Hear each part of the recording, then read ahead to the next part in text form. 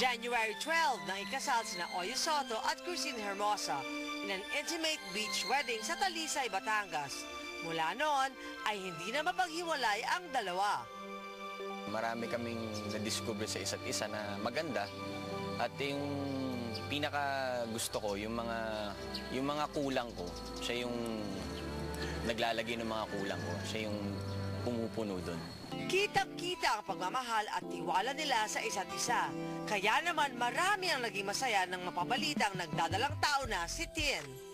Hindi ko ma-explain kasi yung feeling na yung saya mo dahil alam mong buntis yung asawa mo.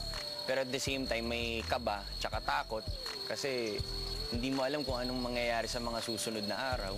So, lagi lang kami nagdadasal na sana normal yung bata, na healthy sila pareho ni Tin, 'di ba? So, naghahalo halong saya na may kaba, na may takot. Hindi pa rin ako makapaniwala kasi hindi pa ganung kita yung tiyan ni Tin hindi pa halata. Parang tumaba lang siya, yung tiyan niya, parang lumaki lang ng konti, pero hindi pa talaga halata. So, minsan tinitingnan ko siya, sinasabi ko na, buntis ka nga pala, no? Hindi ako makapaniwala Siguro pag malaki-laki na yung tiyan niya, tsaka pagka nakita ko na sa ultrasound na medyo buo na yung bata.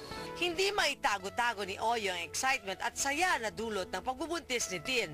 Kaya naman sinamantala na ng paparazzi team na usisain siya tungkol sa mga pinaglilihian ng kanyang misis. Parang hindi nga naglilihi, parang ako yung naglilihi. Kasi lately ako yung kain ng kain, gahanap ako ng na maalat saka matamis palagi. So si Tin naman hilig lang sa sa maasim.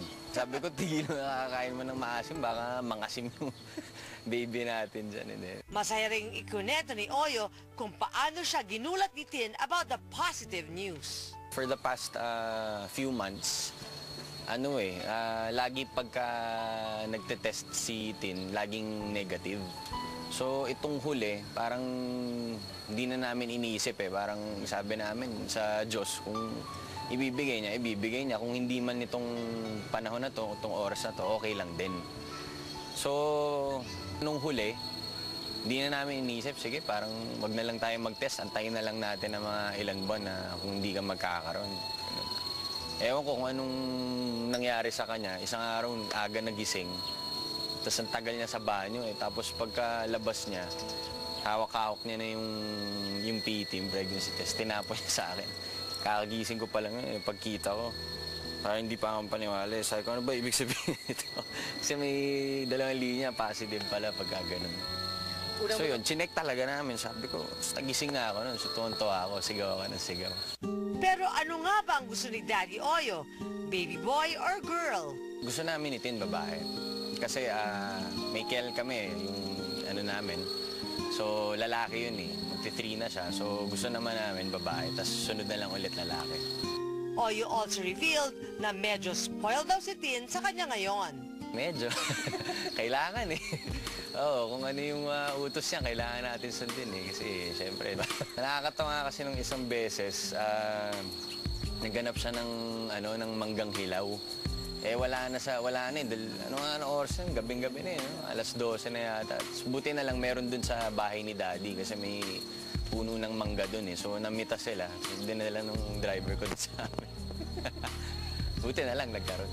At dahil first time pa lamang niyang magiging daddy, ay hindi na iwasang ang Daddy Vic at Mommy Dina niya ang kanyang unang tinext. Nag-text ako kay Daddy dahil alam ko inaabangan niya rin dahil pag nakikita kami nun, tinatanong niya, buntis na ba? Sabi ko, hindi pa Sabi niya, wala, mahina tong bata natin. Nakaasar ako gano'n. So, ayun, tinext ko siya. Sabi ko, good morning, Dad. Sabi ko, positive. Sabi niya, yes, of course, good morning. Nabuhan ako. Sabi ko, hindi, ibig ko sabihin, Dad, buntis si Tin, positive. Sabi niya, sabi niya, okay. Sabi niya, akala ko kung anong positive daw yung sinasabi. Si Mami, sinasabi sa akin na alagaan ko ng maigi si Tin, na dapat di siya ma-stress, mga ganun. Hindi pa man siya officially matatawag na daddy ngayong Father's Day, ay feel na raw ni Oyo ang pagiging ama. At para sa babaeng naging dahilan ng lahat, ay ito lang daw ang kanyang masasabi. Ay, Han, ingat ka dyan and unti-unti na lumalaki yung tiyan mo. Basta lagi lang ako nandito pag kailangan mo ako. Pag may gusto ka, sabihin mo lang, love you. At paano naman sa kanilang magiging baby? Hi baby.